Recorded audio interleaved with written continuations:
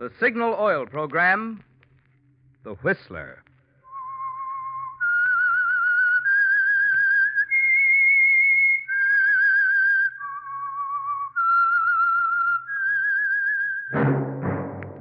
That whistle is your signal for the Signal Oil Program, The Whistler.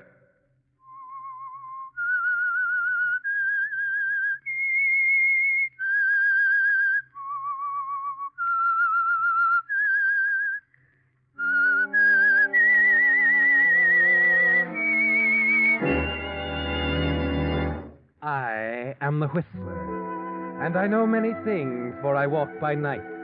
I know many strange tales hidden in the hearts of men and women who have stepped into the shadows. Yes, I know the nameless terrors of which they dare not speak.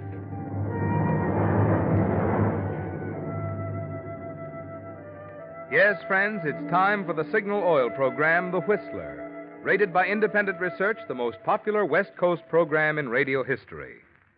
And Signal gasoline is tops, too. Tops in quality. It takes extra quality, you know, to give you extra mileage. And Signal is the famous Go Farther gasoline. So look for the Signal circle sign in yellow and black that identifies friendly dealer-owned Signal service stations from Canada to Mexico. And now the Whistler's strange story. Man of distinction.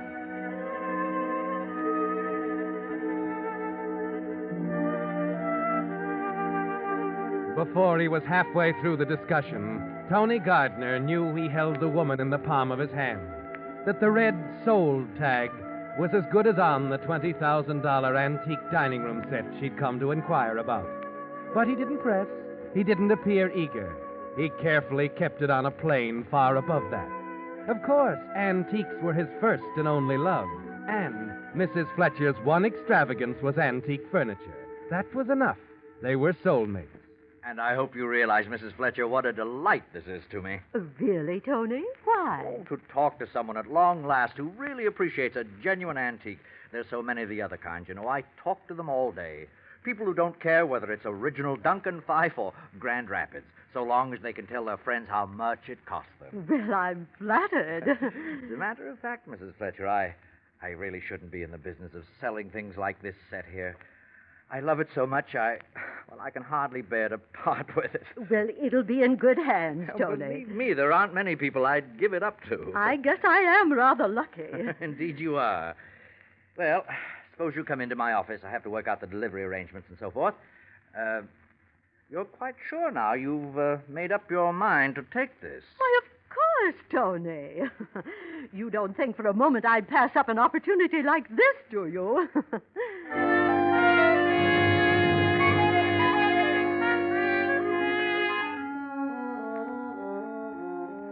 And that's all there was to it, Tony.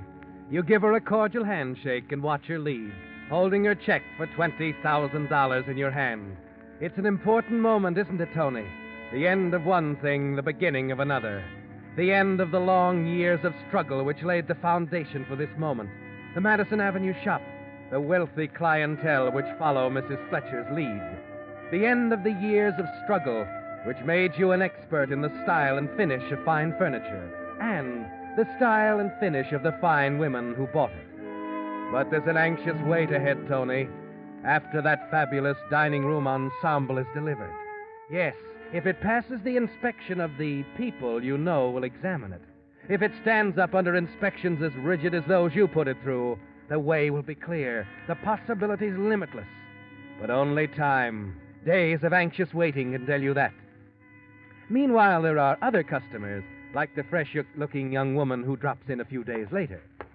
Well, good morning, miss. How do you do? Are you Mr. Tony Gardner? That's right. What can I do for you? Oh, Mr. Gardner, I wonder if you can help me. It's the entry hall in my country house.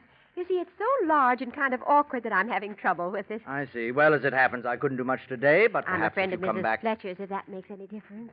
Did you say Mrs. Fletcher? Yes. Oh, well, let's see.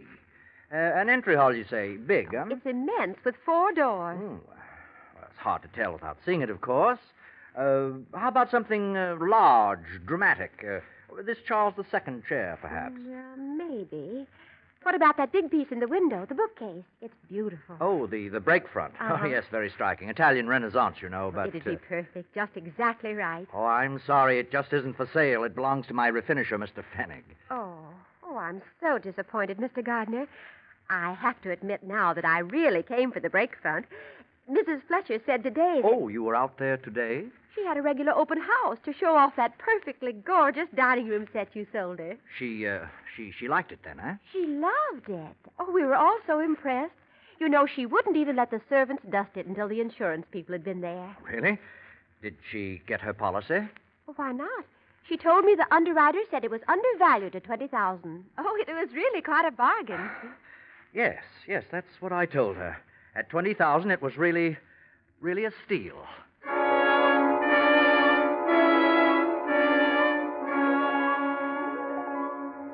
With a wonderful feeling of relief, you slump down on the love seat. The insurance men have come and gone, Tony. The risk is over, and you can step off the razor's edge onto solid ground. And the hours of work, the nights you slaved away in the private shop at the rear of your apartment were well spent. The dining room set has passed the microscopic examination of the experts. The first set of faked antiques you ever attempted to pass as genuine in the big money class has come through with flying colors. Don't you think you might be able to, Mr. Gardner? Oh, I'm sorry. I wasn't listening. Well, I said I wondered if you could persuade your refinisher to sell the brake front. Oh. Well, Miss Stafford, Claire Stafford. Miss Stafford, I've been thinking. I have a better idea. Yes? Fennig won't sell. I know that. But I think I can obtain the matching piece to this one. You mean there's another one just like it? Oh, yes. You see, the Renaissance craftsmen sometimes made their best pieces in pairs. Oh. I think I might get my agent to locate the other one. I must warn you, it will be rather expensive. Well, I was afraid of that. When can you get it? Well, let me look into that. Excuse me a moment. You hurry out the back entrance down the alley to the shop, hoping Otto Fennick will be as easy to persuade this time as he was before with Mrs. Fletcher's genuine 18th century dining room set. I told you before, boss, that piece is not... I know. It's not for sale, Otto. I know. But I like it so much, I want one for myself. I simply want you to make a replica of it, that's all. Oh, like I did the dining room set, you mean? That's right. When could you have it? Oh, 10 days. Oh, no. Make it a week. No finish or anything. Okay, boss. 1 week.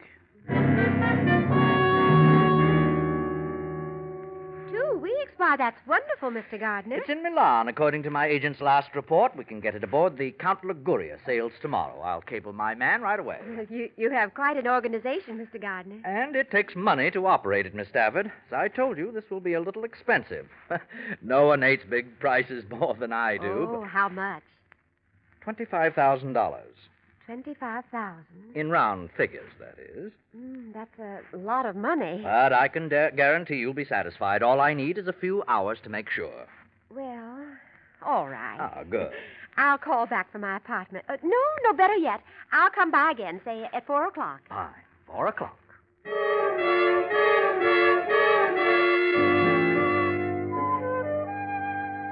You're back in stride again now, Tony. The salesman again and loving it. There's nothing to fear now. You've passed the highest test, and the big stakes are there, waiting for you to pick them off. In a matter of minutes after Claire Stafford leaves, the genuine brake front is back in Otto's shop, and he's at work on the copy. An hour later, you dash down to 8th Avenue and 27th Street to consult with your Italian representative. A radiogram, understand? I want it filed in Rome tonight and delivered through the usual channels. Well, I don't usually do this kind of work. Well, there's $50 in it for you. How's that? It's not bad. It's not good. I'll do it. Go ahead. All right, then. Now, take this down. Shoot. From the Anthony Gardner Campagna, 24 Via Porto, Roma. Have brake front. Stop.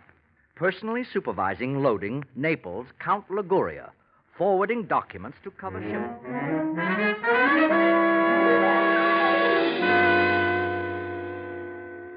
Well, you really work fast, Mr. Gardner. As you see, there's no question about delivery. None at all. Here, take a look at this radiogram. Supervising loading Naples, Count Liguria. Well. I'll have it in your hands in 12 days. Oh, I wish I knew more about furniture. You're sure it'll be as nice as the one you had in the window? Oh, the exact companion. My agent always checks those things matter of routine. Of course, Miss Stafford, if you don't want the piece, I wouldn't dream of pressing you. Oh, no, I'll take it. Well, then. What about the deposit? Will 1,000 be all right? Oh, yes, good. With the balance due on arrival. Now, let's see. I have some blank checks around somewhere.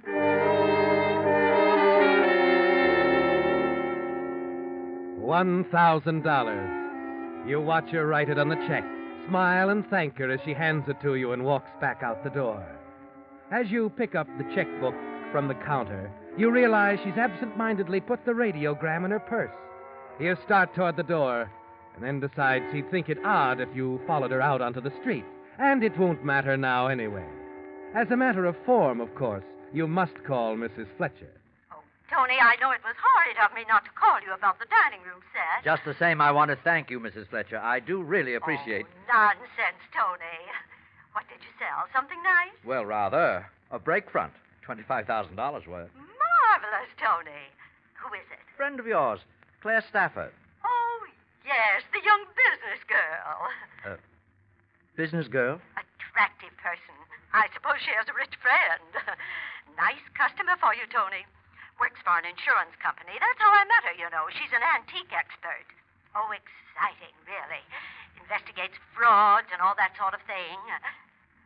Tony? Tony, are you still there? Hello, Tony? Tony?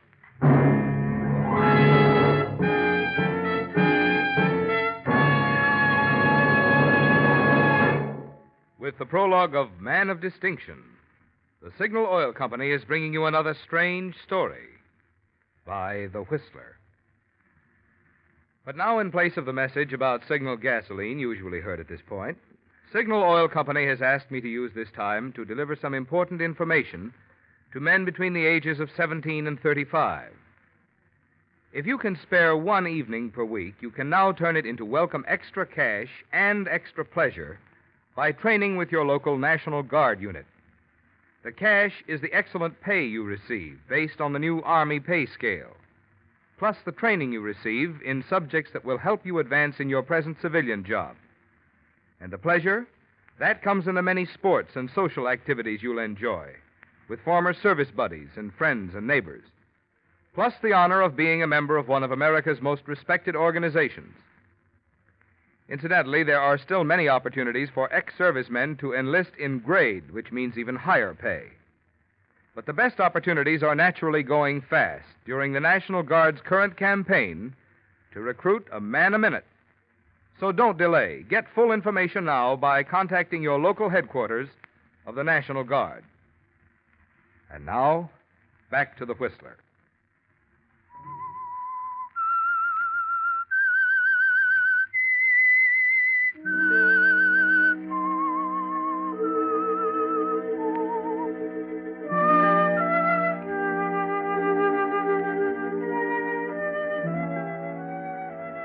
Well, Tony, you've been so sure of yourself, so certain you were completely safe.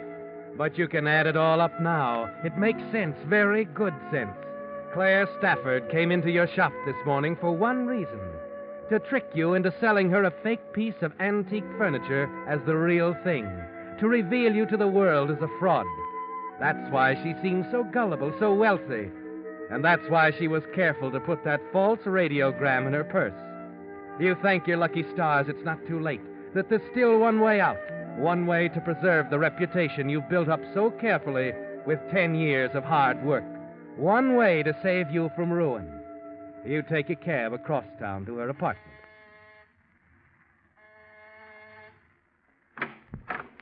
Well, Mr. Gardner, I was just leaving. Miss Stafford, I must speak to you. It's most important. Oh, I'm sorry. I'm awfully rushed. Please, it's about the brake front. Well, wait a minute. I have an idea. Why don't we have dinner together? I'm due at the Lido at 8, but there's... Good. Well, let's go.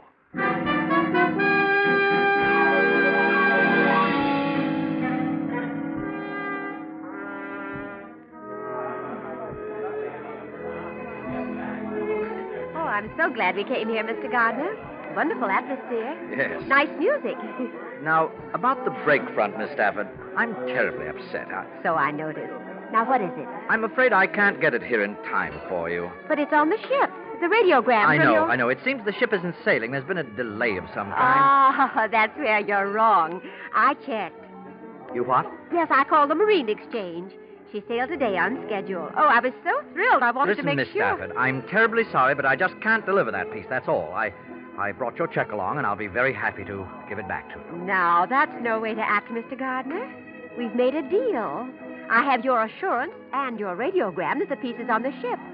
You have my deposit, and that's that. Yes, but I tell you, it'd be Mr. much... Gardner, there's nothing wrong with our transaction, is there? Wrong? Why, no, there isn't. You have such a fine reputation, you know. I'd hate to think that, well... Yes, of course. Very well, Miss Stafford. You'll get your Renaissance break front.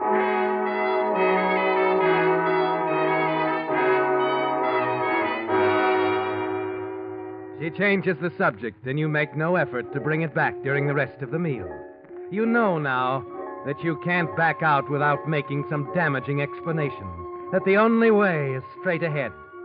The next morning early, you walk into Otto's workroom.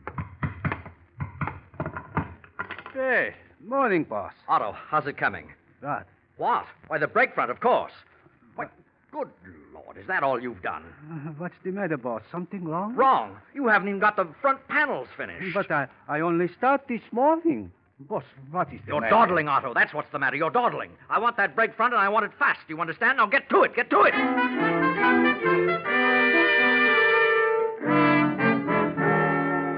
There's no other way, is there, Tony? With the Count de Liguria having sailed from Italy yesterday, you have just 12 days, less than 2 weeks to create an imitation so perfect it will fool an expert. It doesn't seem possible, does it, Tony? But you've got to try.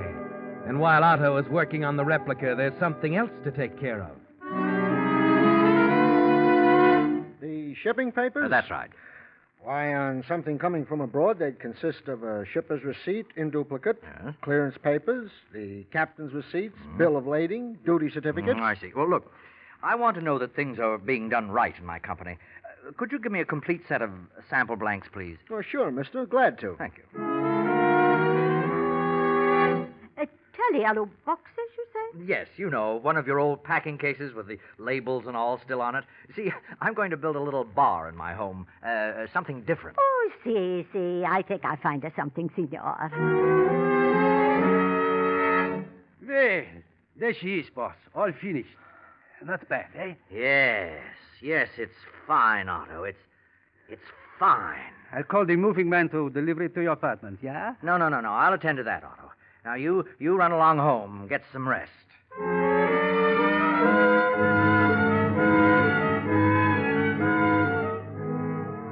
You long for rest yourself, don't you, Tony? But for you, the work is just beginning, the real work. It starts when you transfer the imitation break front to your own apartment, lock the doors, and leave word that you're not to be disturbed.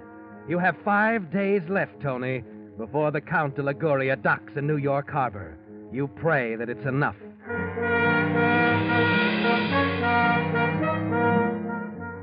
You spend the first few hours steaming out the dowels that hold the piece together. Most of the day is gone before you finish. Then you put each section of wood to soak in oil. Waiting for it, you stretch out for an hour or so of fitful rest.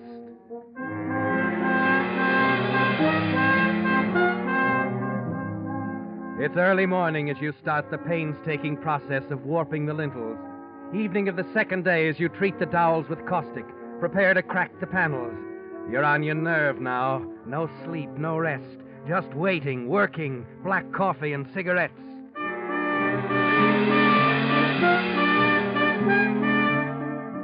You've forgotten there are such things as sunlight and fresh air when you finally reassemble the entire piece. Paint it with acid and wrap it in a winding sheet of cotton batting so the acid will bite in. Then more waiting, worrying, hoping, before you can even start the laborious grind of final rubbing. You work over the wood, pressing down until your hands are swollen with blisters, your back strained to the breaking point. And at last it's finished. You step back almost sobbing with weariness, but it's there, Tony, complete, right down to the last artificial wormhole. You try to compare it with the original and decide that no matter how tired you are, you've got to have one more look at the original in Otto's shop. Tony Gardner. Otto. My boss, Tony. Why, Otto, you're drunk. Yeah, drunk. Why not? My boss, such a good man. So good. Everybody trust my Tony. What are you doing here at this hour, anyway? No, we have Italian representative now, yeah? Radiograms he sends about break front in Milan. Otto, what are you raving about? Yeah, Miss Claire Stafford says she is buying break front like mine. Miss Stafford? She was here? Yeah, this afternoon. What did she ask you?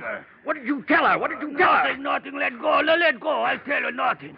I figured it out myself. Oh, you poor drunken fool. Fool, eh? You think the police say I'm fool, yeah? The police? Well, Otto, you're in this just as deeply as I am. No. I only take orders. I never make fake antiques, never in my life. I tell the police. You're not telling anyone anything. You're not telling anyone anything. Tony, boss, I never tell them. I only tell you. Please, boss, please.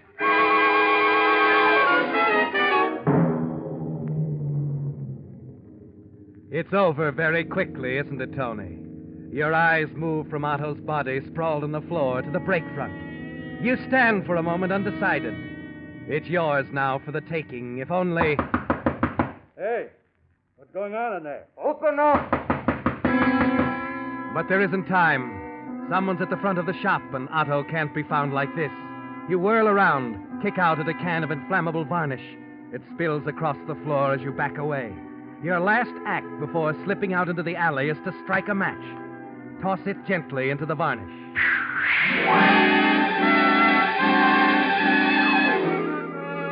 The workshop bursts into flame as you hurry away from it, running down the alley. You're thankful for a heavy fog that has settled down over the city, hiding your flight back to the apartment.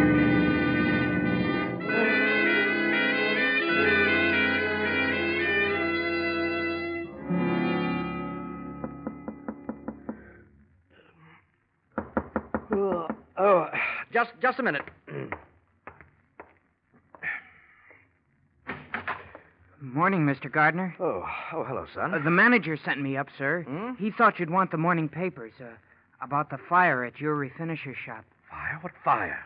Oh, we thought you knew, Mr. Gardner. No. The story's here on page 2. Here, let me see. That poor old guy, Otto Fennig, dying in a fire like that. It's in the far column. Oh, yes, sir. Yes, that's right here. Man killed in accidental blaze. Why, this is terrible. We're sorry about the fire, too, Mr. Gardner. I guess that'll be quite a loss. Oh, yes, but Otto, I'm thinking about poor, faithful old Otto. Well, thank you, son, for letting me know. Here you are. Thanks, Mr. Gardner. And if there's anything we can do... Yes, sir. I'll let you know. Poor, faithful old Otto, indeed.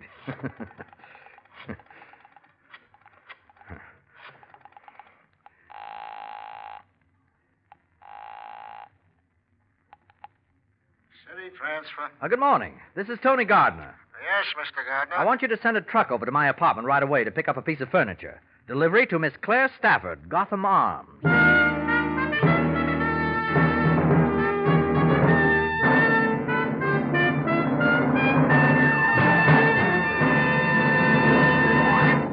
The Whistler will return in just a moment with the strange ending to tonight's story. Meantime, a question. What gasoline is known as the Go Farther gasoline? Well, if you've lived out west any length of time, you know that Signal is known from Canada to Mexico as the Go Farther gasoline.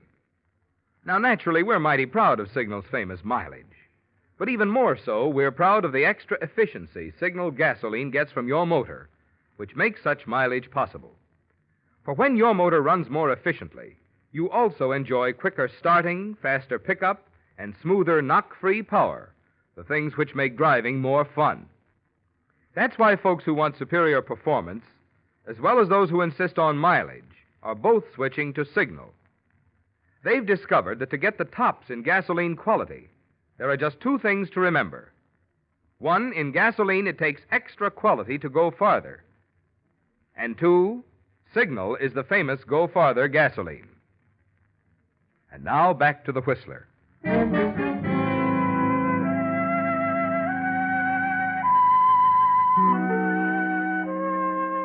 Well, Tony, you can relax now. For the first time since you learned the truth about Claire Stafford. It doesn't matter that it was necessary to destroy the finishing shop after killing Otto. There'll be a bigger shop now, won't there, Tony? No more teetering on a razor's edge of worry, suspicion. Just solid ground now, Tony, and solid customers.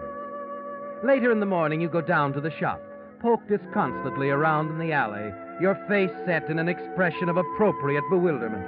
As you stand in the swirling fog, watch the fireman hose down the last steaming embers of what had been Otto's workroom. An unfortunate situation, Mr. Gardner. Very unfortunate. Oh, yes. It's too bad. I don't care about the shop, but... But poor, faithful old Otto. Is that it? Why, yes. You know, as far as I'm concerned, you're pretty convincing, Mr. Gardner. What? But, then I just do what the lieutenant tells me. The lieutenant? I'm a detective. Name's Tyson. Got a warrant to pick you up. To pick me up? Why, this is insane. Well, maybe, but the lieutenant doesn't think so. Seems this Otto Fenny going to valuable antique, and this morning a bellboy saw the same piece of furniture in your apartment. Did you have to kill him to get it, Gardner? It's a terrible shock, isn't it, Tony? The sudden panic that surges through you. And you know that an awful choice is facing you. Yes, Tony, you can confess your whole clever fraud or go to the electric chair for murder. Of course, there's only one answer. Oh, wait, there's another explanation to all this. Very simple one. If you'll just get in touch with Miss Stafford. Oh, the dame you had the thing delivered to? We've been talking to her all morning. You have? Then she must have told you. Why, that piece of furniture's a forgery. I faked it myself. We took a short run up that alley, too. What? The piece is the real McCoy, all right, but both Miss Stafford and some other experts you brought around said they'd stake their reputations on it. But they're wrong. I antiqued that counterfeit myself. Well, they're ready to swear it's the one from the shop here, and their judgment's good enough for us. Now, wait a minute. If you're so positive it's genuine, the Count Liguria, the boat, you see... Oh, no, I wouldn't try to hand them that, Mr. Gardner. Because that's what started the whole investigation. What do you mean? We couldn't understand how Miss Stafford received the break front when the ship it was coming over on has been fog-bound off Sandy Hook for the last 24 hours.